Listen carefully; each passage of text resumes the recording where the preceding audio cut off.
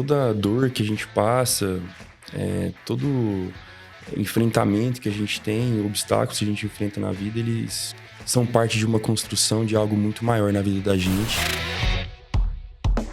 Fala, poderosas e poderosos! Estamos aqui no nosso primeiro episódio do Pode Rê, o podcast onde você pode tudo. Nós estamos aqui super emocionados e a gente espera de todo o coração que vocês gostem muito aqui, ó, do nosso cantinho do poder, que a gente preparou com todo amor, com todo carinho. Cada detalhe que tá aqui foi pensado para encantar você. E o nosso primeiro episódio não poderia ser diferente. A gente vai fazer aqui, ó, regado a muito prosecco e música boa. É isso mesmo, música boa. Então eu vou dar um spoiler aqui para vocês saberem quem que tá aqui, quem é o nosso convidado do nosso primeiro episódio. Momozinho, vamos fazer assim. Eu cuido de você, você cuida de mim. Poderosas e poderosos, com vocês, Lucas Luco. Oi, gente, tudo bem? Tô aqui com a Rê, super satisfação tá aqui, muito obrigado pelo convite. Que legal, obrigada, Lucas. Prazer enorme. Tô honrado de poder inaugurar esse podcast, tá? Muito obrigado. Pode? Pode. Aqui você pode tudo. Pode. Super prazer. Lucas, eu queria começar perguntando pra você. A gente conversou um pouquinho antes e eu já te acompanho há muito tempo. Depois a gente vai contar um pouco do filme, de outras coisas aí que nossas vidas se cruzaram. Mas você é cantor, compositor. Eu até tenho uma colinha aqui, porque é tanta coisa. Colinha. Artista, modelo, atleta, filho, pai, empreendedor. Né? Você empreende com várias coisas. Sim. Linha de suplemento, academia. O empreendimento, ele começou na minha vida, eu gosto muito desse assunto, começou na minha vida muito cedo, né? Incentivado pelo meu pai. O meu pai, ele é locutor de rádio, só que ele tem uma veia comercial muito forte, assim. Meu pai é um vendedor nato, assim. Admiro muito ele, porque ele não foi um cara que teve muito estudo, mas ele teve um... Ó, já tenho um maior carinho pelo seu pai. Ele é o tipo de cara que é vencedor mesmo, assim, sabe? Daí ele começou na rádio, e na rádio ele viu uma oportunidade de vender comerciais pra rádio. Porque vendendo comercial, ele ia conseguir aumentar, né, o rendimento dele, já com 2 filhos, né? Eu, o meu irmão. Na época foi muito difícil, porque meu pai tinha só 21, a minha mãe tinha 14. Nossa, quando que engravidou. novinho. A minha mãe engravidou com 14 anos, me teve com 15. Uau. E ele teve que se virar. Então, ele viu ali na parte comercial, além de ficar no estúdio, uma oportunidade de aumentar o ganho dele mensal. E eu sempre acompanhei meu pai, assim, nessas vendas, assim, lá no interior. Aí eu fui aprendendo como é que a gente conquista um cliente, como é que a gente vende, né? Que pra mim a venda, pra mim vamos dizer assim, a profissão mais importante do mundo. É o que faz as coisas acontecerem, né? Sem venda... Dizem que venda é a mais importante profissão do mundo, né? Com certeza. A venda. E daí, eu com 14 anos, quando eu tinha 14 anos, eu abri minha primeira empresa. Lá na minha cidade. Eu aluguei uma sala de uma galeria lá. Gente, 14 anos. 14 anos. Foi muito precoce, assim. Porque eu já tinha... aprendido a mexer em CorelDRAW, tudo que essas coisas de design gráfico, eu já tinha aprendido nessa época. Porque eu trabalhei numa empresa como office boy, e lá, nos tempos vagos, eu aprendia com a galera a mexer nesses programas, CorelDRAW, Illustrator, Photoshop. Já vem inquietude desde aí, né? Já. E daí, eu comecei a desenvolver material para lojas, em casa, para lojas, para festas e etc. E o Orkut, na época... Nossa, o saudoso Orkut. O Orkut, ele tava permitindo mandar imagem por scrap, né? Por mensagem. E aí eu comecei a cobrar das lojas e das festas esse disparo dessas imagens através do Orkut, porque eu tinha vários perfis lotados, assim. Uhum. E aí eu comecei a usar dessa minha influência na cidade, certa influência na cidade pequenininha, para poder divulgar e cobrar por isso. Daí eu aluguei essa sala, contratei mais 2 amigos para me ajudar nesses disparos e tudo. A empresa começou a crescer, durou, sei lá... Eu tinha um jornal classificado, cheio de patrocinadores e tal. Eu tinha uma revistinha chamada Glam Magazine. Aí eu colocava uma moça da cidade por edição na capa, para falar de moda, para falar de, sabe, Sim. saúde, beleza e etc. Também tinha vários patrocinadores dessa revistinha. E tinha esse braço de divulgação de festas e criação de folders, etc. Então, eu comecei a empreender por aí. Essa empresinha, ela, vamos dizer assim, eu afundei ela porque eu não conseguia mexer muito com dinheiro. Então, teve uma vez que eu pagava os meninos que trabalhavam comigo, gastava, não sei, e não pagava a conta de luz. Aí, um dia, cortaram a luz da sala. E meu pai... Nossa, meu pai... Meu Deus, meu pai ficou muito bravo quando cortaram a luz lá. Como é que você deixa eles cortar a luz? Tem que ter controle financeiro e tal. Pai, o controle financeiro ainda não aprendi. O controle financeiro tá aqui, ó. Eu ainda não aprendi. Mas foi uma experiência muito legal, assim. E hoje eu olho pra trás, hoje com 32, eu olho pra trás e falo, caramba, né? 14 anos, você ter essa... vamos dizer assim, você ter essa coragem, né? Ter essa vontade, né? De abrir um negócio, né? Uhum. Isso diz muito, assim, sobre uma pessoa, né? E eu amo esse mundo, o mundo do empreendedorismo, assim, gosto muito. E graças a Deus levei adiante, porque a música, né? O artista Lucas Luco, a marca Lucas Luco não deixa de ser... É um empreendimento, né? É um business, fez um né? baita empreendimento. Mas É bom que você já começou com essa visão. Exato, exatamente. Então, mas eu vou te falar que como a música foi uma coisa muito do sentimento, muito do feeling, assim, no início eu não levava tanto como um business, assim. Quando sabe? você se apaixonou pela música e viu que você realmente tinha talento e entendeu que isso estava no teu coração?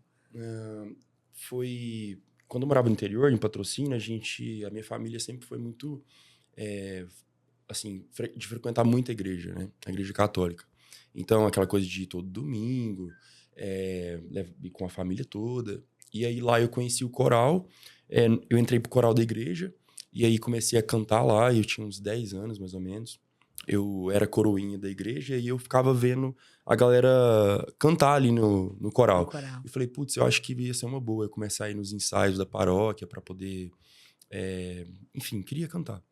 E aí, comecei a ir nesses ensaios e eu descobri que eu tinha uma certa aptidão, assim, uma certa afinação. E comecei a querer aprender mais sobre música, aprender a tocar violão. Já fui para aula de violão, aprendi. Comecei a afinar mais a minha voz, entender mais. Compor as minhas primeiras músicas. Então, assim, a igreja, ela teve um papel muito importante, assim, nessa minha... em acender essa minha paixão mesmo pela música, assim. E o teatro, ele começou na mesma época. Então, isso quando com quantos anos? 10 para 11 anos. Nossa, 10 muito moleque. Anos. E aí, eu, ao mesmo tempo que participava do coral da igreja, aprendia violão, eu também fazia teatro. Então, eu participava de uma oficina de teatro lá na minha cidade. E assim foi até os meus 17 anos, assim. Fiz muito barzinho, fiz muita pizzaria, cantei muito ator de pizza. A cidade todo mundo tem um começo, né? Isso é muito legal, porque a gente vê hoje o Lucas Luco aqui, né? Super famoso. Todo mundo tem sucesso. Tem sua batalha, né? Sim. Assim, não foi fácil, né? A música, assim, graças a Deus eu tive uma ajuda muito grande da internet, assim, no começo, né? A internet começou a divulgar artistas, assim, com muita velocidade, e eu peguei bem vamos dizer assim, esse hype, assim, que a internet tava, de YouTube. Ainda não tinha plataforma digital de música, Spotify, essas coisas, mas o YouTube já era muito forte, rádio era muito forte, então, assim, eu tive uma ajuda muito, muito forte, assim, da internet para poder ter a velocidade que eu tive para poder chegar no público, assim, sabe? Quando que você sentiu no coração, assim? Imagino que você deve ter tido momentos muito desafiadores, muitas provações. Muitas provações, assim, eu lembro que os primeiros shows, assim, foram muito difíceis, porque tinha sempre alguém ali para poder te observar, para poder entendeu? Sempre quem que é esse cara? Shows importantes, tipo... hoje tem show em Goiânia e não sei quem vai estar lá, porque aí você pode, vamos dizer assim, um contratante importante de outro estado, e você fazer um show bom era importante para você poder ser contratado para outros estados. Então, Pressão. as coisas... muita pressão no início. Depois que eu comecei a realmente... que eu cheguei mesmo, assim... em outros estados, além de Goiás, né? Porque eu sou mineiro, mas comecei no estado de Goiás. A agenda de show ficou muito pesada, assim. Teve... No ano de 2014, ano de 2015, 2016, eu tava fazendo mais de 175 shows por ano. Então, assim, é muito show. Nossa. É muito show, né? Muita viagem, assim. E eu comecei... Eu digo que a minha carreira ela começou em 2013. Porque foi quando eu comecei a lançar as primeiras músicas na internet, né? Então, nos anos de 2014, 15, 16, foram os anos mais, assim... E 17, foram os anos mais, assim, pesados, logisticamente falando, assim. Então, eu não tinha muito tempo para me dedicar a outra coisa a não ser música. Sim. Enfim, e as coisas começaram a andar. Passei por alguns escritórios. Eu fazia parte de uma gravadora também, uma grande gravadora também. E com o tempo, eu fui entendendo o meu próprio negócio, né? Porque até então... Quando que você se entendeu como marca? Como marca? Qual o potencial? Foi só em 2018, por aí, que eu comecei a pensar em mim como marca, assim. Não como... Sei lá, é diferente, assim. O artista... a cabeça do artista é diferente da cabeça do empreendedor. É difícil você achar alguém que tem essa versatilidade, essa visão empreendedora dentro do artístico, sabe? Porque o artístico é sempre aquele... o artista é sempre aquele cara ali, vamos dizer, que não toma frente do negócio, entende? Tem sempre um empresário. Esse é o costume, né? Pelo menos do sertanejo, é o costume. Eu tive um empresário que foi o cara que... Ele tá comigo até hoje. Hoje toma conta de outra parte da empresa, do business, de agenda, né? Mais especificamente. Mas lá atrás eu falei, cara, eu preciso tomar as rédeas do meu negócio, né? E profissionalizar isso aqui, fazer diferente.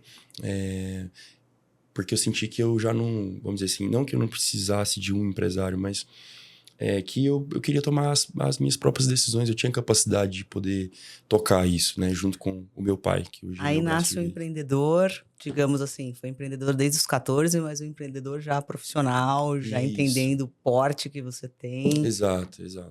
E, assim, no caminho, e eu digo que tudo que eu fiz na minha vida, desde o início, me ajudou e me trouxe, assim, para esse lugar que eu tô hoje, né? Então, cada coisinha, assim... que aconteceu, por exemplo, trabalhei 2 anos e meio em shopping como vendedor. Então, assim, é muita história, porque depois dos 14, 15 anos, eu mudei para Belo Horizonte, para capital. Aí lá eu trabalhei em shopping, então eu tive experiência com vendas, foi muito legal. Trabalhei como modelo lá também. No fim, a gente junta um pouquinho de tudo que a gente faz e acho que quando a história da nossa vida vai acontecendo, a gente não tem noção que Deus já está colocando algumas coisas no nosso caminho, que lá na frente você vai Deus usar. tem essa perfeição, assim, de colocar coisas no nosso caminho para poder nos fortalecer e nos munir, né? Nesse caminho para poder chegar onde a gente quer. E isso é silencioso, né? Às vezes a gente não...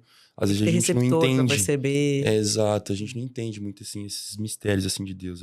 Às vezes acontece coisas que a gente acredita que são um erro ou que são uma falha, um desvio, alguma coisa, e você vai ver que depois... Né? Exatamente. Então, no mundo do empreendimento, assim, falando do Lucas Lu como marca, eu creio que, como meu pai fala, né, foi uma coisa divina mesmo, assim, que aconteceu, assim, foi uma oportunidade única, porque você ter reconhecimento na música hoje, com tanta gente boa, né, com tanta gente talentosa no Brasil, assim, é muito complicado você ganhar destaque, né?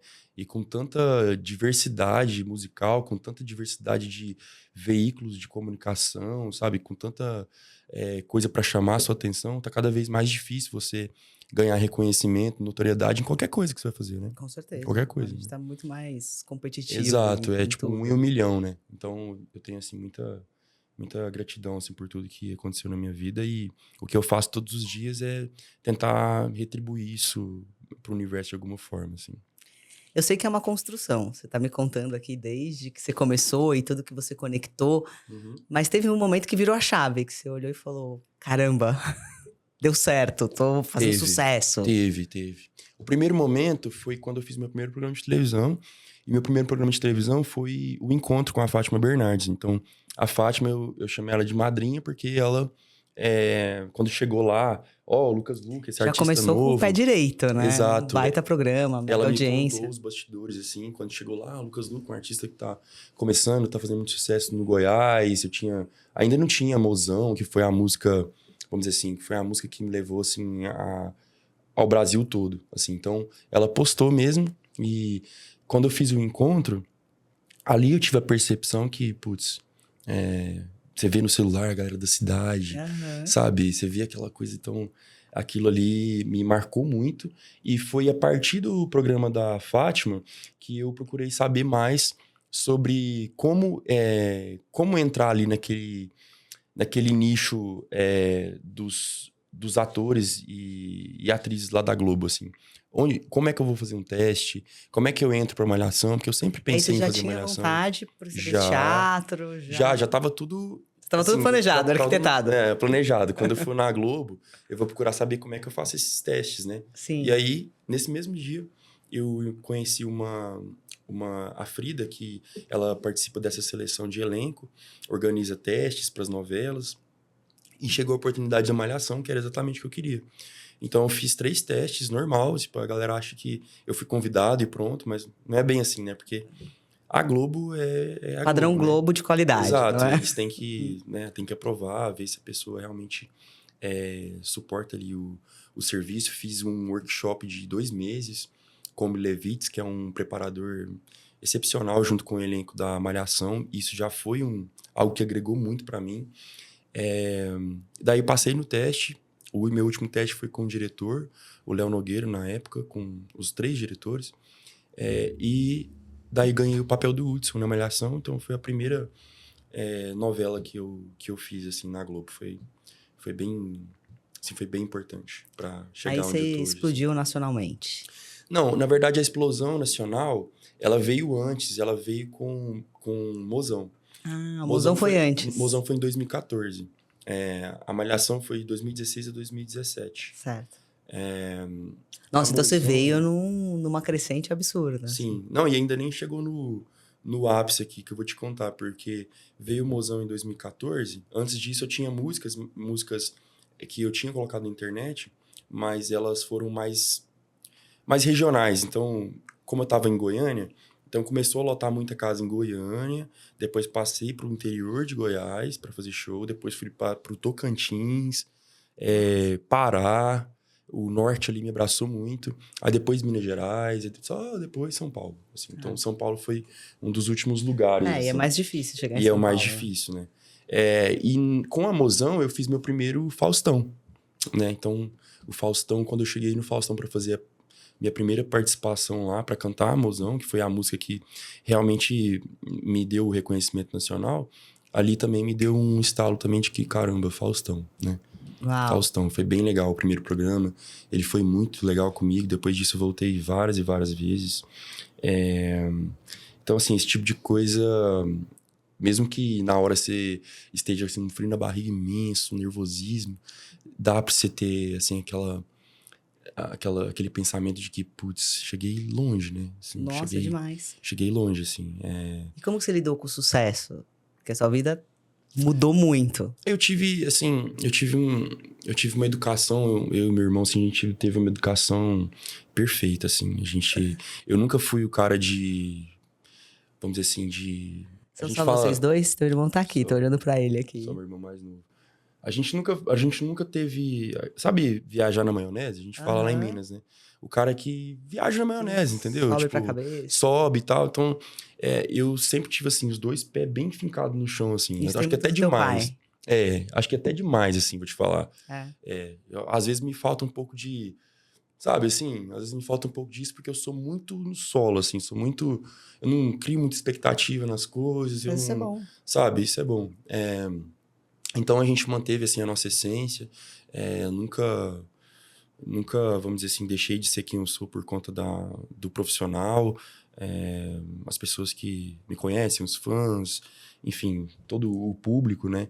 Sabe como é que eu sou nesse Respeito muito sentido. isso, é raro, né? Nesse É sentido. muito legal Eu ver também alguém que tem respeito muito isso sucesso e também. que manteve a humanidade, de onde veio, as pessoas que te levaram até onde você chegou. Mas eu acho que isso é uma das receitas, assim, do sucesso, né? Eu acho que isso também gera resultado, né? A gente... Não, e talvez, eu acredito muito que esse é o sucesso verdadeiro. Eu também acho isso. Porque o sucesso ali, ou da fama, ou do poder, ou do dinheiro, ele é vazio. Ele E é aí vazio. as pessoas ficam tristes, ficam doentes. Superficial, exato. Agora, o sucesso atrelado a você ter uma realização pessoal, você fazer o bem, você Exatamente, manter essa... retribuir exato. isso. Quando você tá sempre jogando coisas boas pro universo, né? Você tá... essas coisas, elas voltam, né? Elas retornam, né, pra gente. E aí, na questão do Faustão, fiz o Faustão, passei lá no teste. Aí depois veio uma música muito importante também, que foi Destino, que é uma música romântica. E nisso eu já tava pra entrar na Malhação. Depois dessa música Destino, que foi um DVD grandioso lá na minha cidade, lá em Patrocínio, veio uma música também que foi muito importante, que foi a Vai Vendo. E a Vai Vendo, ela foi lançada quando eu já tava fazendo a novela. Então, e essa música, ela trouxe muito show, assim. Muito show, porque é uma música pra cima, é uma música animada. Fiz um clipe super legal. Começou a apertar muita agenda e o personagem da Malhação começou a crescer muito. Então, de segunda a sexta eu gravava. Só uma curiosidade, como que funciona a Malhação? Você falou que começou a crescer, então você tinha ali uma perspectiva e conforme... Mas é porque, assim, quando a gente chegou pra fazer a Malhação, o diretor e toda a equipe sabia que eu tinha que ter um certo... uma agenda diferente. Pra manter a sua carreira. Exato, porque eu precisava fazer show e todo final de semana eu tinha show, sem falhar. Como é hoje também. Mas mas era mais pesado. Às vezes tinha tinha semana que era sexta, sábado e domingo. Hoje em dia eu não costumo fazer muito show domingo, assim. Eu deixo pro descanso. Mas na época tava assim. Aí eu gravava de segunda a sexta, pegava o aviãozinho no sexta e partia pros shows, fazia sexta, sábado, domingo, voltava, segunda, gravava de novo. Lá funcionava assim. O meu personagem, o Hudson, era do núcleo de comédia, ali com a Solange Couto. Sabe a Solange? Sim. Então, que foi também uma professora pra mim. O personagem, ele começou a ganhar notoriedade. A galera começou a gostar do Hudson, né? Então, começou de segunda a quarta, não sei o quê. Só que passou 2 semanas, 3 semanas, já foi aumentando o número de cenas. Aumentando o número de cenas. Aumentando. O personagem, ele ficou ali junto com o protagonista, que era o Nicolas, né? Eram os 2 personagens mais importantes, assim, da novela. E isso aumentou muito a minha carga de trabalho, assim. Meus horários de gravação, eles aumentaram muito. E como eu gostava... Como você fazia pra decorar texto? Essa é a parte mais fácil. É? Não, o diretor tá aqui, né? Do nosso filme, que eu vou falar tem depois. Todo mundo pergunta, né? Eu fiz televisão com o Wolf Maia. Teatro e TV, né? Sim, Wolf Maia. E eu tinha muita dificuldade de decorar os textos. Primeiro que eu sou da improvisação. Se me dá um microfone e um palco, eu faço qualquer palestra que você pedir. Agora, o negócio de ter aquela deixa... Nossa, aquilo me matava. Eu falei, não, gente. Assim, pra mim, eu no início eu falei, putz, decorar texto, né? Eu já tinha experiência com isso no teatro. Mas televisão é super diferente, assim. É totalmente diferente. Posicionamento de câmera, enfim... É muito menor, né? O teatro é expansivo, a televisão e o cinema muito menos, né? Exato. E é o olhar, a expressão. Isso, tem que ser... Exatamente, tem que ser bastante expressivo e tal. O menor problema que eu tinha era com texto. Assim, como eu... É uma coisa assim, que eu gosto tanto de gravar, gosto tanto de fazer isso, Sim, que o texto ele se torna uma coisa muito natural, assim. Fluida. Então, eu lia à noite, chegava do trabalho da Globo, chegava em casa, treinava, comia e já ia pro texto. Lia 2 vezes as cenas do dia seguinte, aí o motorista sempre me buscava de manhãzinha, às 7 horas da manhã, eu ia lendo, chegava lá. Desenrolava. Chegava lá tudo certo. Eu, graças a Deus, todos os trabalhos que eu fiz, assim, na dramaturgia, eu tive a sorte, né, assim, a bênção de ter diretores que me deixam livre para poder criar junto também. Porque no Hudson era bem assim, eu não era engessado. Eu colocava cacos ali, colocava coisas minhas, expressões minhas, até porque o Hudson era mineiro, então casou Tava em muito. casa. Casou muito. No filme foi a mesma coisa também. Tive o Marcelo Antunes, que dirigiu o Rodeio Rock, também me deixou bem livre, assim. Lógico, a gente tem que seguir aquele roteiro, né? Tem que tudo ter o mesmo sentido, Sim. mas você pode, às vezes, adicionar uma palavra, como é, principalmente comédia, né? Comédia a gente tem essa liberdade de colocar um caco, de às vezes surgir uma coisa assim do nada, e você improvisar e fazer, e o diretor gostar, né? Tem a possibilidade de gostar e de não gostar De não também. gostar. Né? Então você tem que estar preparado. Fiz a Sol Nascente, que foi a novela das 6. Aí lá já foi bem, bem diferente, porque lá era um professor de veterinária. Então ele tinha um vocabulário mais culto, assim, sabe? Falava mais certinho. Foi mais difícil de fazer. Mais difícil. E no filme, eu interpretei 2 personagens diferentes um do outro, né? Eles são iguais na aparência, mas um é paulista e o outro é mineiro. Então, foi legal fazer essa troca, assim, sabe? Podemos contar um pouco aqui? A gente tá com o produtor. Podemos? Tá autorizado? Então bora. Vamos. Então, Rodeio Rock é um filme é o meu primeiro filme, meu primeiro longa. É um filme de comédia romântica. Tem um elenco incrível. Detalhe, a gente viu um spoiler agora do trailer, um pedacinho, só pra gente degustar aqui. Sim, exato. Vai ser lançado esse Foi incrível, ano. vocês vão adorar. Vai, sim. O filme vai ser lançado no mês de outubro, vai para os cinemas, né? Então o pessoal tá todo convidado a ver. É uma comédia romântica muito legal, muito divertida. O Ricardo falou que talvez seja perto do aniversário dele. Meu aniversário é dia 3, tá? Dia 3? Então, vamos 3 de comemorar outubro? os aniversários aí com o filme. Vamos, 3 de outubro. Sim, aí fazer um aniversário da rede. Fazer um barulho. Lançamento, o trem. Daí, esse filme tem um elenco que, assim, não podia ser melhor. Carla Dias faz o meu par romântico no filme. O Felipe Ritz faz o meu melhor amigo. Tem todo um elenco, assim, de muito respeito, assim, nesse filme. Eu acho que vocês tiveram uma super sinergia, né? Deu pra ver, Muito. ficou muito incrível vocês dois. Assim... Eu confesso que eu tava bem ansiosa pra ver pelo menos uma degustaçãozinha, né?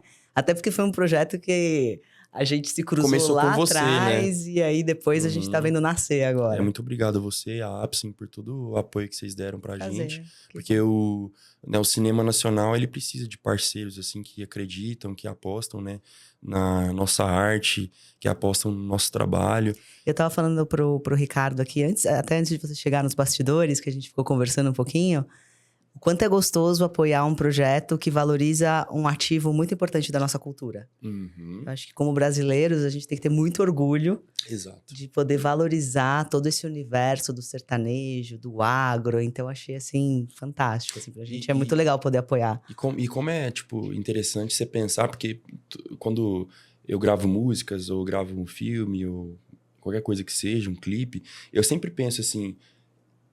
As pessoas vão ver isso aqui daqui 50 anos, entendeu? Então... Com certeza, sabe? Tem uma então, responsabilidade enorme. Então, eu acho incrível isso, essa oportunidade de eternizar esse tipo de coisa, assim. E para uma empresa que nem a sua, né, tá ali dentro, eu creio que, né, é motivo de muito orgulho, assim, né? Você tá presente em algo tão importante, né? Muito, e grandioso, né? Mas, exato. Eu tenho 20 anos de Apsen. A Apsen vai fazer 54 anos. Meu pai tem 50 de Apsen. Então, a gente viu aquilo nascer pequenininho. E aí, ver a gente conseguindo hoje prosperar e, ao mesmo tempo, apoiar um filme que vai ter repercussão nacional. É muito legal. E sobre o filme ainda, é um filme bem, assim, um filme para família. E isso... É romance com comédia? É uma comédia romântica. Uma comédia romântica tem uma trama romântica ali, contar mais ou menos assim, é um sertanejo que chama Sandro, o Sandro Sanderley, que é um sertanejo mais famoso do Brasil. E a gente tem do outro lado o Hiro, que é um roqueiro, assim, que trabalha numa loja de instrumentos musicais. E eles se parecem muito, fisicamente. Vocês precisam ver o Lucas de roqueiro, tá? Só um spoiler. Aguardem que tá muito bom. Um é todo tatuado, né? O roqueiro é todo tatuado, tem um cabelo grandão. O Sandro já não tem tatuagem nenhuma. Tem um cabelo todo... Ele é todo certinho, assim, todo... Como que funcionou isso? Teve que maquiar as tatuagens? Sim, eu chegava todos os dias antes de todo mundo, né? Algumas algumas horas antes para poder passar a maquiagem. A gente usou um tipo de base específica para fazer essa cobertura. Nossa, trabalho, Em né? torno de 1 hora e 10, depende do dia, assim, para poder cobrir tudo.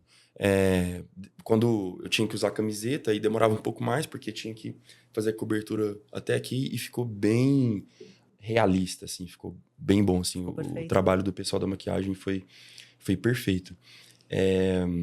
E aí, esses dois personagens, eles são idênticos, mas o roqueiro, claro, ele odeia o sertanejo e odeia também ser parecido com o Sandro, né? Ele odeia ser reconhecido como um sósia do Sandro, né?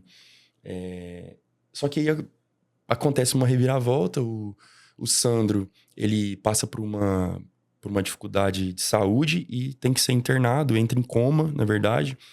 E, resumidamente, o Hiro recebe a proposta de fazer a turnê no lugar do Sandro. Então, cortar o cabelão, tampar as tatuagens com Nossa. maquiagem e tomar o lugar do Sandro. Só que aí o Hiro conhece o ex-amor do Sandro de verdade.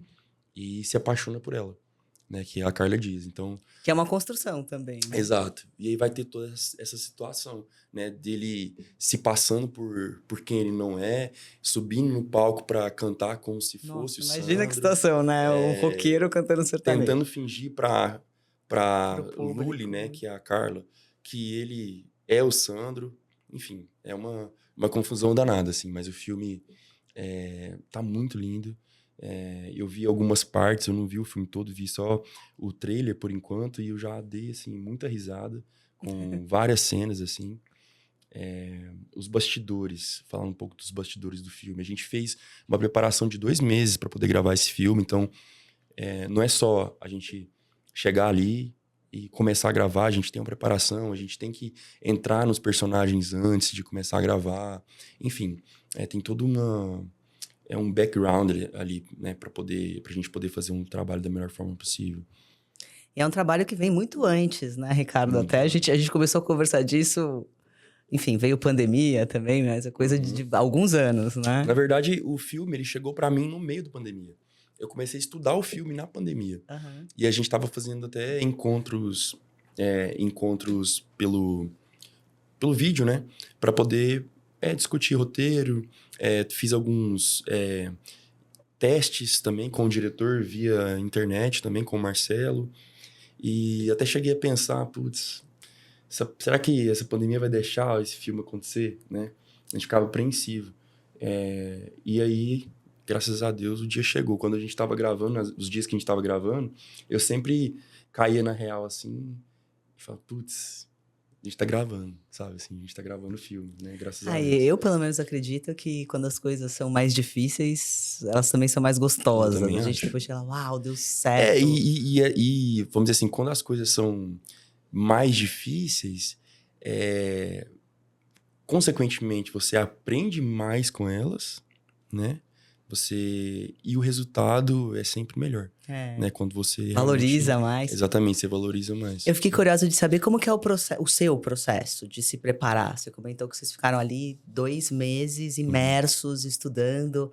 Mas qual que é a sua forma de se preparar? Aquilo que você fala, isso aqui eu preciso fazer pra sentir o personagem, pra conseguir... Assim, eu sou um cara muito disciplinado, assim. Sou disciplinado, eu sou muito sensível também. Eu tenho uma sensibilidade muito grande para poder, por exemplo, entrar no personagem. Então, o que acontece? Eu tinha que entender os 2 personagens. Então, assim, por exemplo... Não, que são completamente antagônicos. Exato. E uma coisa interessante, que acho que ninguém sabe, assim... o personagem no filme não tem nada que explica ali a vida dele, por exemplo, de quem ele é filho, se ele tem irmão, se ele não tem, qual é vamos dizer assim, que tipo de roupa ele gosta de usar, que tipo de comida ele gosta de comer. Então, assim, na preparação a gente cria tudo isso. Porque esse personagem, ele tem que ser uma pessoa real, entende? Você tem que entender ele profundamente para você ser ele ali em cena, né? Então, a preparação tem muito disso, de criar de dar profundidade pro personagem. Porque aí, com a sensibilidade que a gente tem, a gente consegue se colocar no lugar dele e aí, né? Fazer o filme da melhor forma possível. Então, e isso é muito importante. Pra mim, pra Carla, por acredito exemplo... que é isso que traz a verdade do personagem. É isso que traz a verdade do personagem. Muitas cenas, as cenas mais difíceis, cenas, por exemplo, que o Hiro, né, briga com o melhor amigo dele, que é o Pança, são cenas mais tensas, que tem, às vezes, muita emoção e tal. A gente fazia muito na preparação, porque a gente também ganha mais intimidade com os nossos parceiros de cena. Para mim, também, muito importante, foi a minha aproximação com a Carla também. A gente nunca fundamental, né? Você precisa ter essa A gente troca. nunca tinha trabalhado junto. Então, a preparação com o par romântico, ela é muito importante. Porque quando a gente estiver ali fazendo cena junto, as pessoas têm que entender que ele é um casal de verdade, né? E a gente teve toda uma preparação para poder chegar nesse mood. Tanto eu quanto ela. E tem uma preparação para sair? Para sair, não. Não? Para sair... Saiu. Eu já ouvi falar em alguns personagens, mas acho que talvez personagens mais... tensos de fazer. Que a pessoa tem dificuldade depois de se despir daquela pessoa. Aí já são personagens que têm uma carga mais pesada, sabe? Por exemplo, aquele... Até porque você tá meio no seu universo nesse personagem, Exatamente. né? Claro, tem as características, a personalidade, mas é um pouco do seu mundo, Totalmente, não o roqueiro. Totalmente. Mas... O personagem, ele tem sempre parte da gente, né? Parte da nossa realidade. Nesse caso ele tem parte da sua história mesmo. Exato. Porque você tem que interpretar, por exemplo, o roqueiro talvez não tenha muito do seu background, não sei, depois você me conta as suas referências. Tem muito? Tem. Mas às vezes você interpreta um personagem que tá muito distante do que você é. E na preparação a gente procura sempre esses pontos de conexão entre nós e o personagem, sabe? Porque aí ajuda. Aí tudo que ajuda naquela verdade que é transmitida ali na tela, tudo a gente tem que colocar, sabe? Porque é a verdade que faz as pessoas se conectarem e gostarem da obra, né? Também... Tenho curiosidade agora que você falou das pessoas se conectarem. Você trouxe aqui tua jornada.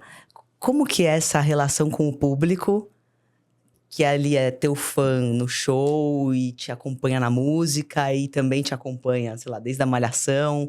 E eu acredito, pelo menos aqui pensando do outro lado da mesa, que a gente tem aquela percepção de que o personagem é aquilo, né? A gente confunde um pouco quem tá por trás e quem é o personagem.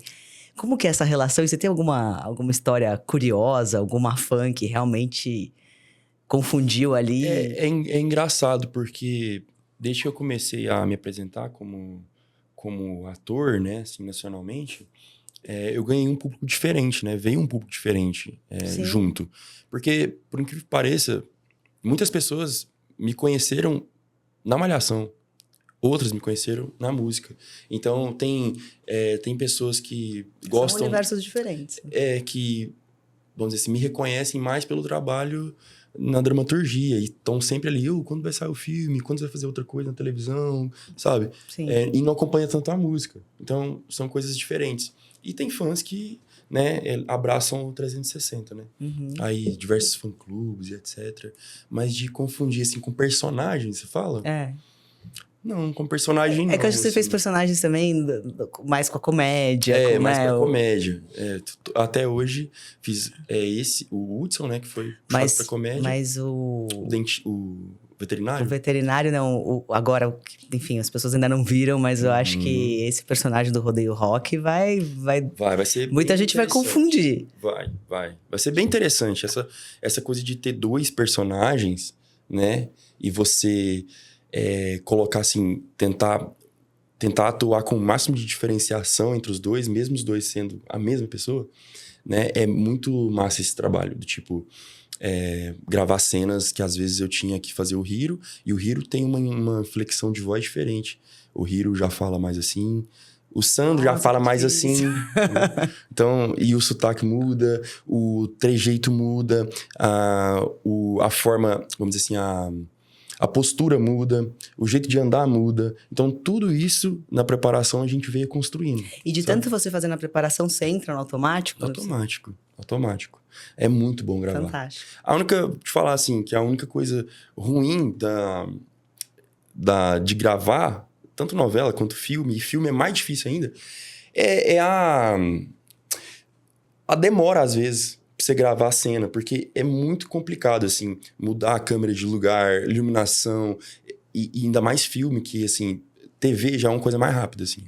Agora, filme é muito minucioso, detalhe, assim. né? A direção de fotografia e tal. Então, assim, pra você realmente entrar em cena, pra gravar uma cena, demora. Às vezes, você tem que esperar um tempo, sabe, assim.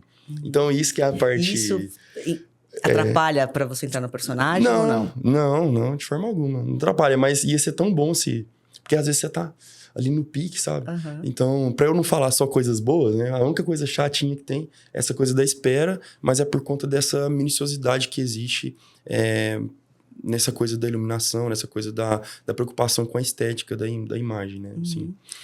Eu queria voltar um pouquinho na época que você falou da Malhação e que você tava fazendo show sexta, sábado e domingo. Eu não continuo Você isso. ficou bem sobrecarregado. Você chegou a ter uma questão Tive um burnout. emocional. Tive um burnout nessa época aí. Eu ia chegar nesse assunto e acabei desviando. Lançou aquela música Vai Vendo e a agenda de shows que já tava bombando, bombou mais ainda. E, putz, o que o escritório quer fazer? Na época eu tinha um escritório, né? Hoje eu não tenho mais. Hoje eu peguei tudo para tomar conta e tenho meu pai como braço direito. E passei o comercial pro meu empresário, aquele que eu falei, o Rodrigo. Certo. E aí aumentou as minhas cenas para gravar. Os shows também, o pedido de show aumentava. Às vezes eu tinha que largar a gravação na quinta-feira para poder fazer show quinta, sexta, sábado, domingo. E aí veio o burnout. Aí veio aquela... Porque assim, na época, eu treinava muito. Você sabe como é que é, né? Você já competiu, então assim, eu era aquele cara... Até um ano e meio atrás, eu era aquele cara da balança. Caxias, né? Nossa, você sabe como é que é? Assim, a pressão em cima da gente... Falando de personagem, agora é a difícil nossa sair dessa. autocobrança, né? E você se vê Estética. num corpo que ele é quase insustentável para a vida que a gente leva. E isso é um trabalho. Isso é um trabalho. Essa coisa da dedicação, né? A estética, ao treino. Construído. Exatamente. Isso aí dá um trabalho. E uma construção de anos. Por isso que eu admiro muito, assim, o mundo do fisiculturismo. Tem muitas amizades, assim, nesse universo. Porque eu admiro muito, assim, a capacidade das pessoas, principalmente emocional, mental, para poder lidar com isso, né?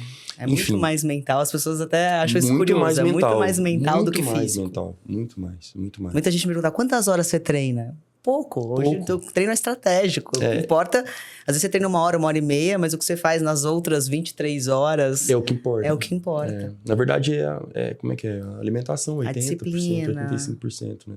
Imagino que para você o desafio de estar na noite, porque a gente segue todo ali o ciclo de sono. Eu não tinha isso. Eu nunca tive isso. Na verdade, a minha luta com o cortisol ela é constante, assim, né? E isso também é um dos fatores que me levaram a ter esse burnout, inclusive, né?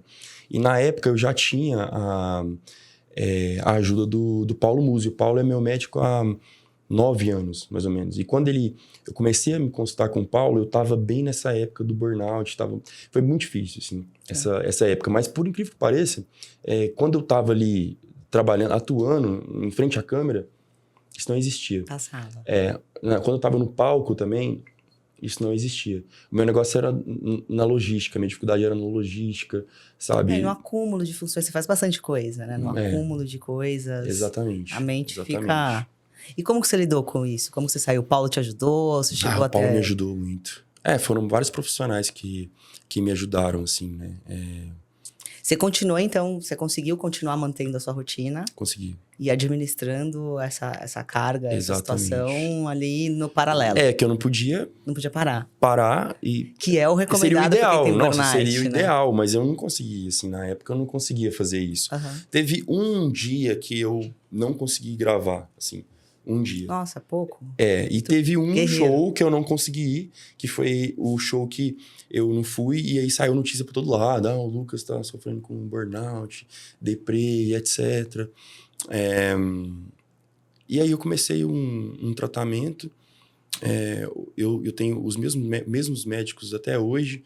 A terapia também ajudou muito. Tive, na época... Esse também... é um ensinamento, né? Que a gente precisa manter essa rotina de cuidar também da saúde mental. A gente a gente negligencia. Agora eu tô bem. Então, só vai procurar quando precisa. Exato. Não. Aí, depois que a corda arrebenta, fica muito mais difícil. Muito. Né? E a gente precisa da ajuda de profissionais, porque assim, eu falo assim, para você sair de um problema assim, de um transtorno, né, emocional, mental, é muito mais uma decisão sua, na verdade é uma decisão sua, do que de um profissional ou ou uma mudança que um remédio é uma vai ferramenta te gerar. que te ajuda, o próprio remédio também te ajuda a passar por uma fase. Exatamente, é uma ferramenta. Assim como também precisa saber sair. Exatamente. Porque senão você fica ali no remédio, e é um remédio para uma coisa, outro remédio para outra. Então acho que é uma ferramenta fundamental para você atravessar fases. Exatamente. Tanto é que eu fiz exatamente isso. Eu tive a ajuda dos medicamentos no início e tal, e depois já fui, vamos dizer assim, já foi tirando um pouco a pouco e tal, até chegar no estágio que eu tô agora, que é sem nenhum tipo de remédio, graças a Deus. Mais ainda, faço terapia. Vigilante. Tô sempre vigilante, né? Assim, porque você sabe, quem tem pensamento acelerado... Sei bem. Né, que nem a gente, nem me fale do pensamento acelerado. É muito... É bom, assim, por um lado é ótimo. É o que nos faz chegar até onde nós estamos, com certeza. Exato, mas ao mesmo tempo é um grande vilão de não conseguir vilão. Descansar, de querer abraçar o mundo. Exatamente.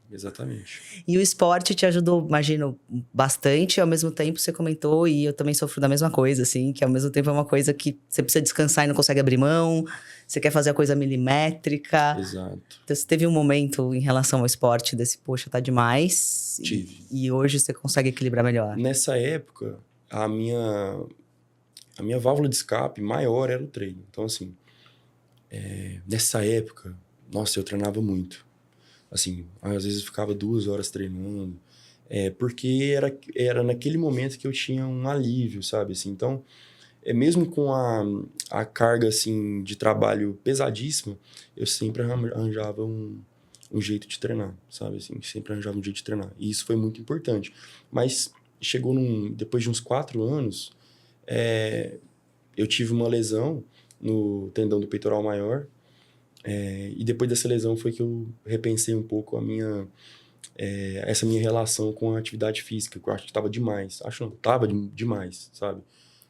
Eu entendo porque eu passei por essa fase também. Até hoje eu tenho meus dilemas. Você tem? Tenho. Não, eu não deixo de treinar, não. Assim, não, eu também não. Nunca. Se eu deixo de treinar um dia, eu fico meio puto, mal, assim. Eu também. Eu fico mal.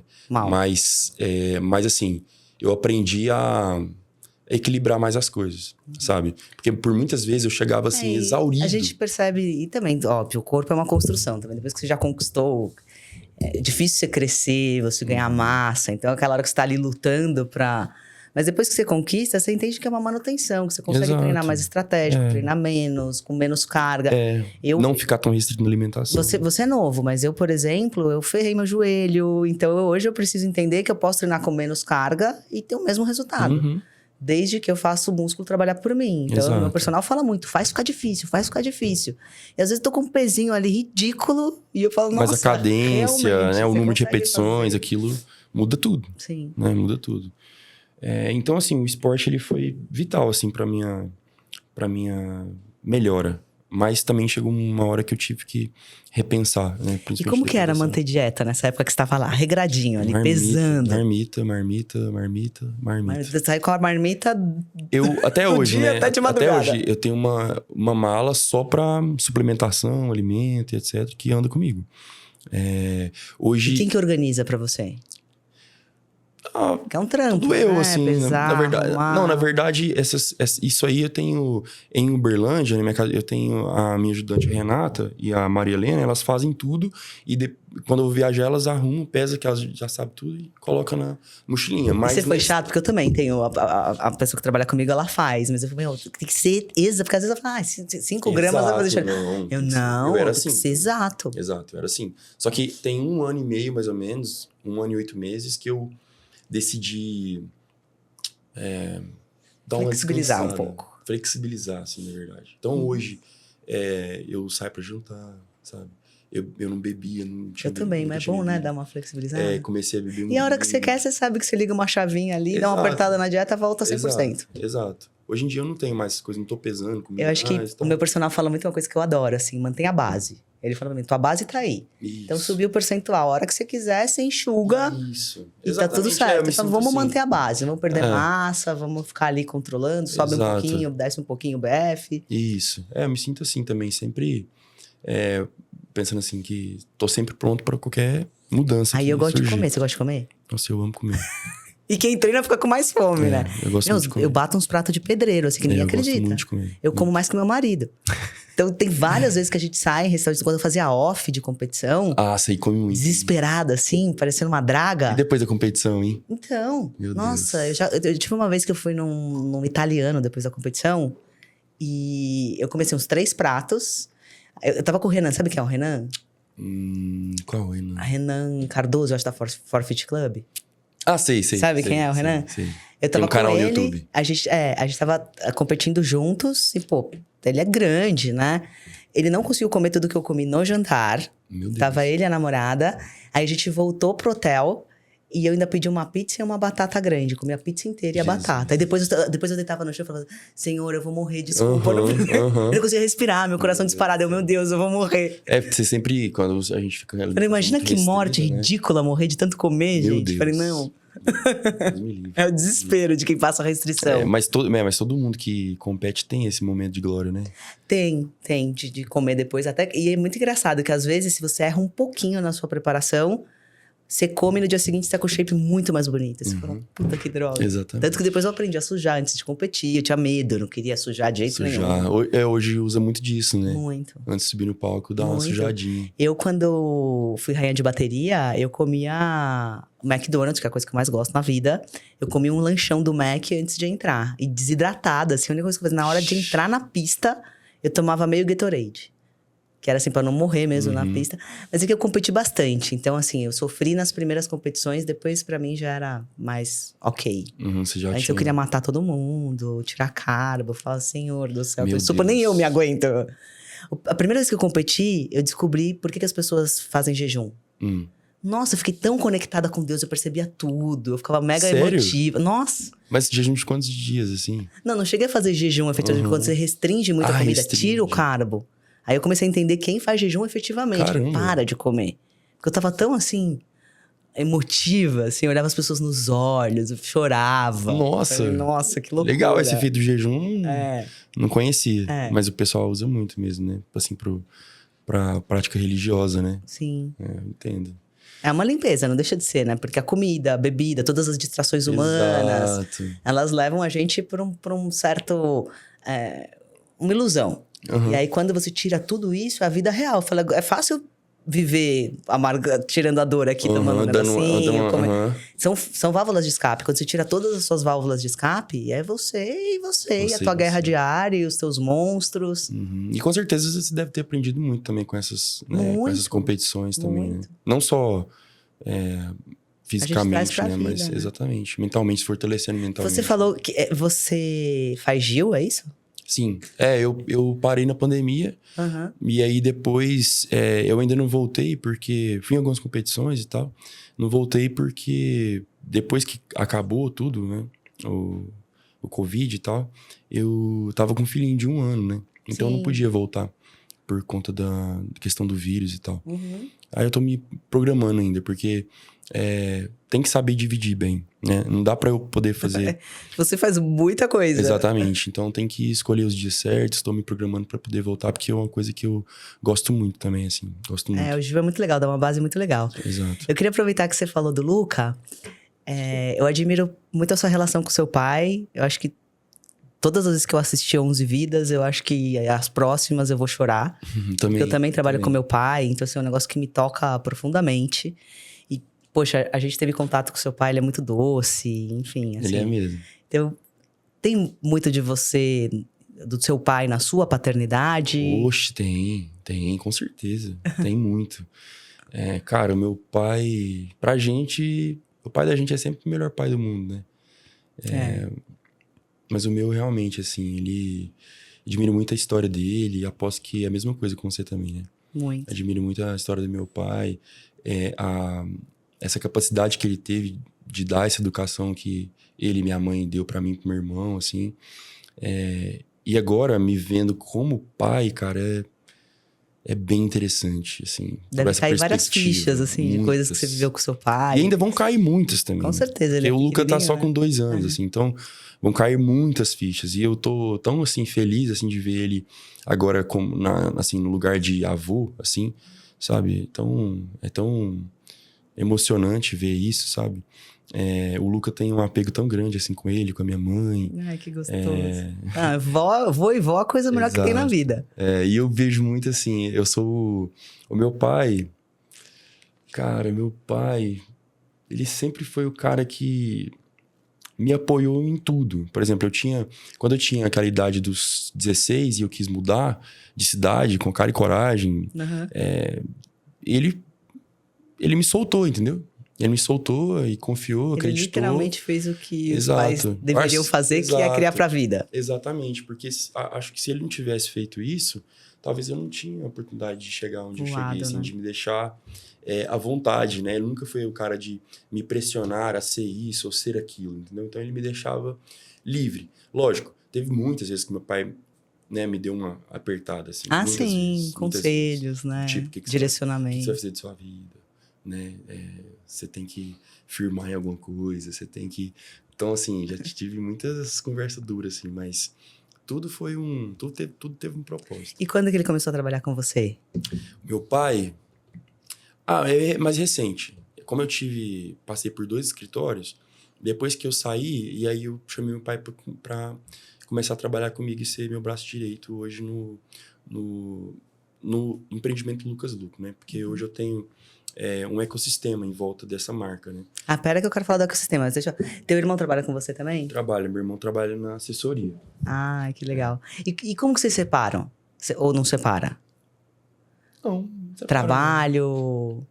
Assim... Família... Separa, assim, por exemplo... Porque ele é meu irmão mais novo, né? Então, todo jeito, ele vai ser meu empregado. Olha... Entendeu? Você pode entrar aqui e se defender, tá? Esse negócio do irmão mais novo é de lascar, né? Um cara desse tamanho. Não é? E aí, é muito legal, assim, porque... a assessoria é isso, né? É uma companhia, né? Não, e nada melhor do que ter alguém que você tem mega intimidade, que tu conhece super bem. A gente tá muito bem, a gente nunca foi assim... Às vezes você tem uma pessoa, você tem que criar uma afinidade. Exato. A gente dá super certo. A gente nunca foi, assim, aquele irmão de brigar, essas coisas, discussão. Então, a gente é bem de boa. Ele é bem diferente de mim, então as coisas meio que se completam, assim, sabe? Isso é importante. A gente é bem diferente, assim, em algumas questões. Mas qual que é o outro assunto mesmo? Não, tava perguntando se vocês separam ou não. Mas a gente... Tipo, como que é a reunião de família? Vamos ver. Eu vou perguntar pra você, vou perguntar pra ele ali pra validar. Fala de trabalho o tempo todo, não fala? Quando o Lucas chega em casa, eu preocupo os 2 dias não falar de serviço com ele. Ó lá, tá vendo? Ele tá dizendo que quando o Lucas chega em casa, ele tenta não falar de serviço, de negócios, porque senão... Então, era isso que eu queria entender. Porque eu me policio muito. Antigamente, eu ia jantar com meu pai, almoçar com meu pai, era trabalho o tempo inteiro. Não, agora não, eu saio com ele só pra conversar de assunto de filha, das minhas irmãs. Meu pai não aguenta. Meu pai não aguenta. Meu pai não aguenta. Não, meu ele pai fala do negócio aguenta, e chega muito assim, mais a gente tem. Aí fica, nós senta às vezes, aí fala de um assunto, aí ele... Assim, sabe, bem sutil, né? Solta uma. Aquele empreendimento lá, que show, não sei o que, vai e acabou. Aí entrou no assunto, aí já era. Assunto, aí acabou. Assim, pra te falar. E eu já peguei no pé dele várias vezes, né? Ô pai, eu fico 2 semanas, às vezes 3 semanas só trabalhando. Aí eu vou pra Minas, assim. Aí eu vou, pai, 2 dias só pra gente dar uma... Mas eu também adoro falar de trabalho também. Quando a gente é apaixonado pelo que a gente faz, tem jeito, né? A gente acaba falando mesmo. Eu entendo super, porque eu falo, gente, eu sou até chata, porque eu amo muitas coisas que eu faço. E dá pra ver que você também brilha nos olhos. Sim. Enfim, ninguém faz tudo o que você faz se não for muito apaixonado. E se deu certo é porque é a nossa verdade, né? Não tem como uma coisa não dar super certo se não tiver verdade, né? Naquilo que você tá fazendo. De jeito nenhum, assim. Na música também é desse jeito. Se você não grava uma música que tem sua verdade ali, que tem sua essência, é bem difícil aquela música fazer sucesso. Porque, de alguma forma, acho que energeticamente as pessoas elas conseguem sentir isso através da música. Eu creio muito. Sabe? Creio Como muito. conseguem sentir também através do que a gente está oferecendo como serviço também, né? Dos produtos que a gente está oferecendo. Sim. Então, tudo ali tem que ter uma verdade e tem que ter um propósito, né? Real, Uhum. né? Em tudo que a gente vai fazer. Você sabe disso. Eu sei. Eu tô de olho aqui no nosso tempo, porque eu queria falar de tanta coisa, mas eu queria pincelar um pouco aí dessas coisas que você faz, além de atuar, de cantar, dos seus empreendimentos. Assim, me conta um pouco desse ecossistema que hoje compõe a tua marca, pessoal. Então, o Lucas Luco, né? Com as várias oportunidades que vieram chegando, e eu sempre tive essa coisa do mindset empreendedor mesmo, né? Lógico, eu sempre... Volta e meia surgem publicidade para fazer de marcas grandes e tal, e que as mais importantes eu não deixo de fazer, mas o meu foco foi sempre criar marcas próprias, né? Daí, primeiro, veio a Skyfit, né? A Skyfit é uma rede de academias que eu conheci. Eu conheci o meu sócio, o Bruno, de Americana, através de um grande amigo, o Sérgio Lima, que eu já vinha pensando em apostar no mercado fitness já há muito tempo, que eu acho que é o que mais dá fit com a minha marca. Sim. O mercado fitness, essa coisa da estética também, combina muito. Tudo que tem fit com a minha marca e que tem verdade ali, que são coisas que eu realmente que você tenho pratica, dentro. que Exatamente. você é Aí a são referência exatamente. daquilo que E aí são as coisas que eu aposto, assim, como empreendimento. E hoje vocês estão com quantas unidades? Hoje são 120 vendidas e são 86 em funcionamento. Cara, sensacional. A Skyfit é um negócio muito abençoado, assim, também fui muito abençoado com o meu sócio também, o Bruno, e tá em constante crescimento, assim, a gente tem um pensamento bem macro, assim, a nossa ideia são 500 unidades, 600 unidades. Não, o Brasil tem potencial. Porque às vezes muita gente começa uma franqueadora, né, com a ideia de, vamos montar 50. Né, não, a gente tem que pensar grande. Não, a gente já viu logo. A gente brinca aqui com a minha equipe que a gente tem o plano de dominação mundial. Quando a gente vai criar alguma coisa, tem que ser muito grande. Então, o plano de dominação mundial. O plano de dominação mundial. Dominação mundial, exatamente. Eu falo muito disso, vamos dominar o mundo, não sei o quê, essas coisas. E aí, Skyfit, ela veio com um propósito, né, muito forte, da democratização da atividade física. Então, principalmente depois da pandemia.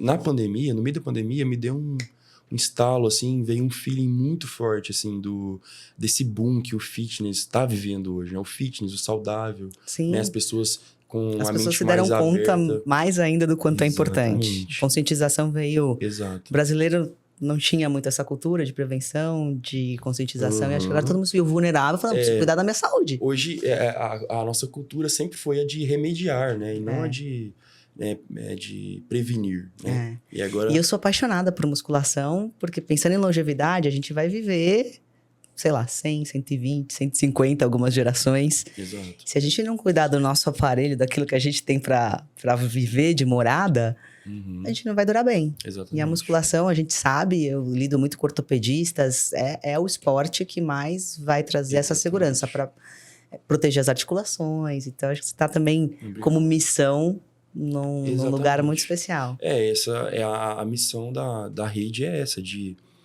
tornar o nosso país mais saudável, né? E vamos dizer assim, tornar também a atividade física mais acessível. A gente trabalha com... A gente tem um ticket médio hoje de R$ 89,90.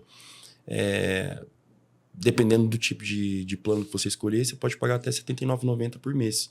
Né? Isso é um preço muito baixo. Dá acesso para as pessoas. Exato. Eu te falo que das redes, a nossa academia é o que tem o melhor custo-benefício hoje.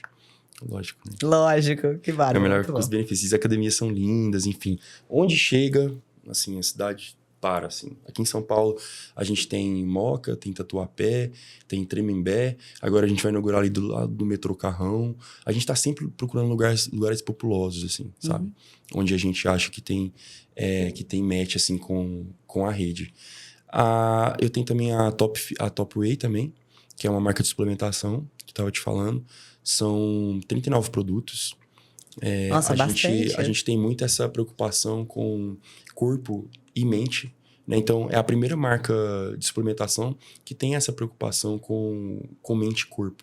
Então, por exemplo, no nosso 3W, nosso Free Whey, né, na verdade, o 3W, ele tem alguns componentes, por exemplo, vitamina D, ele é adoçado com stevia e tomatina, a gente tem essa preocupação também com o natural, ele tem... esqueci o nome do ativo. Pra quê? É aquele ativo que não te deixa, por exemplo, ajuda muito na ansiedade. Tive que pegar o pote ali pra me ver. Tem um pote aí? Não tem, esqueci. Como é que é o negócio, gente? Tinha que falar esse trem. Ó, o irmão já tá ali pesquisando, é isso aí. Tá? Eu esqueci. E quanto é importante ter essa consciência dos ativos, acho que muito legal, realmente também, nunca vi isso.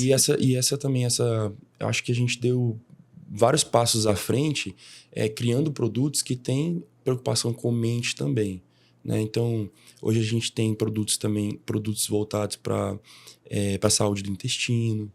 Ai, que bárbaro. Exato, a gente tem uma linha clínica também de whey hidrolisado, alguns produtos com colágeno, voltados mais para o público feminino. Uhum. A gente está também focado em criar produtos alimentícios também, saudáveis. O nosso último lançamento agora foi um brownie proteico também, com 6 gramas de proteína.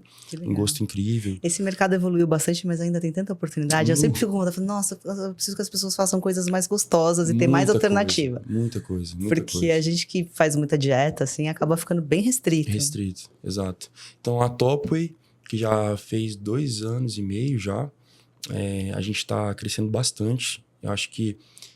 Tenho certeza que a gente vai finalizar esse ano com o faturamento dobrado, relativo ao ano passado. Vocês têm loja física, e-commerce?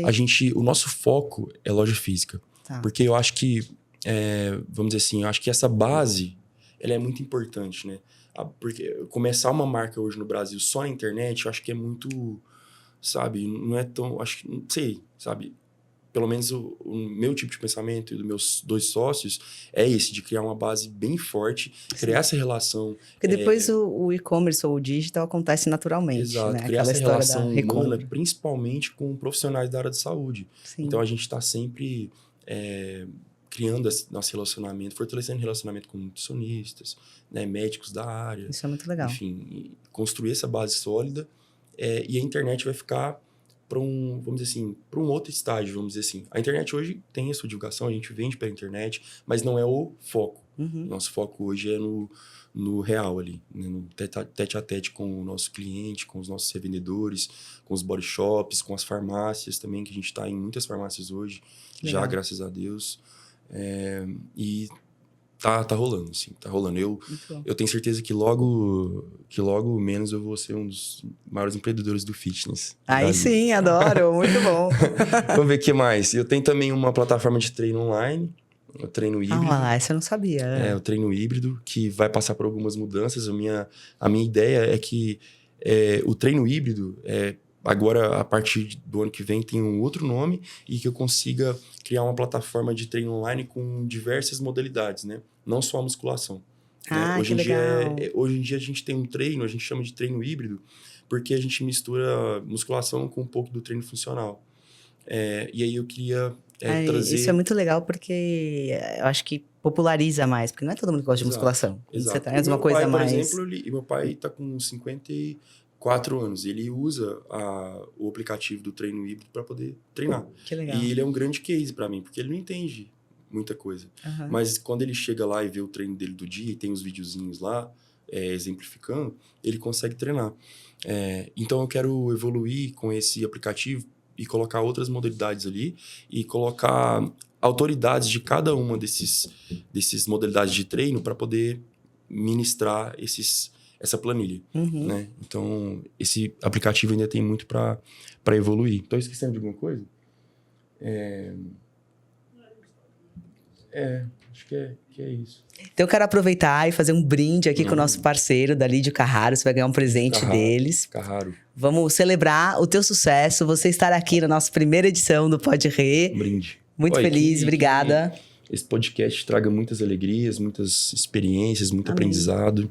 Deus te abençoe muito, abençoe os convidados que vão vir aí no futuro e que você tenha muito sucesso. Amém. Vi. Que assim seja. Que Deus use de instrumento, não é isso que a gente faz sempre? Exatamente. Que a gente seja ferramenta, né? É isso. Nas mãos dele. Pra tudo. Olha, eu quero te agradecer, tô super feliz. Eu sei que tua agenda é absurda. Eu sei que você tá aqui é um negócio que realmente, enfim, você valorizou e eu fico muito contente. Sou muito grata mesmo. Queria falar de mais um monte de coisas. Espero que a gente tenha oportunidade quando eu lançar o filme. Tô super ansiosa. Já tô combinando de ir pra Jaguariúna, enfim. Vambora. Já tem um monte de coisa. Mas pra fechar, com assim, dor no coração, eu quero fazer um ping-pong do poder. Que a gente Legal. tem aqui, a gente criou esse ping-pong Aquele negócio do poder. rápido, assim? Qual o teu propósito? Mudar a vida das pessoas. E que legado que você quer deixar com tudo que você tá fazendo? Cara, eu quero deixar um exemplo de que toda dor que a gente passa, todo enfrentamento que a gente tem, obstáculos que a gente enfrenta na vida, eles são parte de uma construção de algo muito maior na vida da gente e que vale muito a pena enfrentar tudo para poder vencer, assim. Que lindo. Eu quero ser esse tipo de exemplo. Pode me falar qual que foi a sua maior inspiração na música? A música? Gustavo Lima. Foi minha inspiração na música. Ele é de uma cidade do lado da minha, o Presidente Olegário, e como ele tem já vários anos na frente, assim, eu observei o crescimento dele. E como ele era ali de perto, cara novo, eu falei, cara, posso isso. também, sabe? Uhum. Então, assim, sou muito fã dele. Pode me dizer qual que é a sua música favorita? Minha? Destino. A minha favorita é E Destino. de outro artista? De outro artista? Música favorita? Puxa. Puxa. Uma que você gosta, sim, vai. eu vou colocar duas, então, assim, que são parte da minha vida, porque me lembram muito minha avó, meus avós, que é Último Adeus, do Trio Parada Dura, e P Florido. Olha que bacana. São uns modão, assim, que... E pode me dizer o que a gente pode esperar de você? Dos próximos desafios e conquistas? vai vir muita coisa, hein? Vai vir muita coisa. Tem muita coisa pra acontecer. Eu já tava escutando ali do Ricardo nos bastidores, inclusive pra essa parte que você vai lançar o filme, que já tem muita coisa amarrada aí. Tem. Então, tem um Tô lançamento animada. do filme, né, que a gente falou, vai ser no mês de outubro, o lançamento. Então, assim, é muito importante, né? O meu primeiro longa é um momento super importante da minha vida. Já vou pra outro filme no começo do ano que vem, inclusive com o Ricardo. Uhum. Eu tenho um outro empreendimento. Gente, esse filme abriu portas incríveis pro Lucas. Foi Então, você já pode esperar. Ó, tô falando verdade. aqui, vocês já anotem aí. Amém. Se Deus quiser, vamos chegar longe, né? Com certeza. Daí tem um outro empreendimento chegando também, que logo eu vou falar mais sobre, mas é na área de estética, saúde também, para homens. Uhum. Tem um DVD que eu já gravei e vai ser lançado agora nos próximos meses, que é o 777 Parte 2, Uhum. com muitas participações. E deixa eu ver o que mais de novidade. Acho que é isso. Pode cantar uma música pra gente? Canta. Que música? Ai, que Você vai cantar? quiser. Fiquei sabendo que você canta. Não. Eu cantei antes de... Canta comigo aí, seu mozão, vai. Ai. Momozinho, vamos fazer assim. Eu cuido de você, você cuida de mim. Gente, Não desista passei muita de você. vergonha. É a dupla, filho. Tem que respeitar essa Foi muito dupla. ruim? Não, foi ótimo. Mesmo? Foi ótimo, parabéns. Ó. Parabéns. Tá falando pra me agradar, né? Não, tô não. Canta bem, afinada. Ó, posso falar? Vou contar um segredo de bastidores. Sabia que quando eu era pequena, meu sonho era ser cantora? Porque ainda dá tempo. Mas é que eu canto muito mal. Eu fui Canta tentar não. fazer aula de canto, era muito ruim. Não, ali agora eu vou ver. Vou pôr a Rê pra cantar ali, pra nós ver se nós investe nela ou não. Não. Como artista. Eu faço outras coisas melhores. Muito obrigado. Lucas, obrigada. Nada, que isso, De valeu. coração, obrigada mesmo. Foi um prazer enorme. Obrigado, equipe. Galera, curte, comenta, compartilha. É isso aí. Começar não é fácil, então a gente conta com a ajuda de vocês. Eu tô doido pra ver quem é que vai ser o convidado do próximo episódio. É isso aí. Um beijo. Tchau, gente. Valeu, galera.